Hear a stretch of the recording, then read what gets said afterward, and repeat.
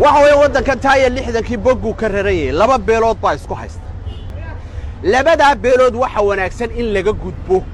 oo madaxweyne jareer weynaha la soo boqro oo ra'iisul wasaare reer xamar la soo boqro oo wasiirka arrimaha dibadda oo bahalkiya eelaya la soo boqro waa muhiim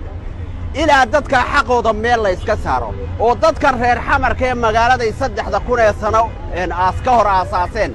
ninka soo duulay bahashi uu ku dul haysto iyagii laga dhigay fiiska la xusiyay ila xaq bini aadanka sida uu yahay hoos loogu noqdo adeer nabar hoosta ka busho dusha laga dhayaya waxba ma taray hal keeno madaxweyne jareer weynaha la soo boqo ama madaxweyne tumaala hal keeno ama madaxweyne reer xamar hal keeno labadan beelood ee taay 60kii wadanka ku indha cadeynaya kursiga dambe ha fadhiisto waa hadii xal la doonayo way hadii kala soo maaha wariga sidaas aad oranaysaa Puntland maxay ku qaldantay Jubaland maxay ku qaldantay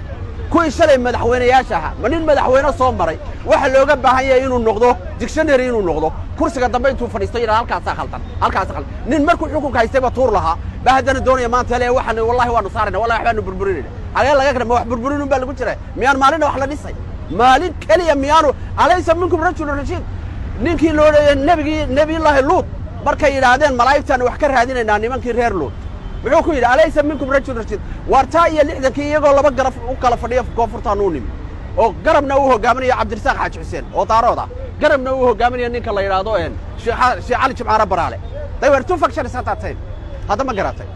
maanto ay ciid daaqday maxaad u malaysaa 60 sano ka bacda karaamadii gubatay laysay dhameeray maatadii caruurtii la qashay waxa wanaagsan jadwalka lagu socdo in wax laga bedelo waa muhiim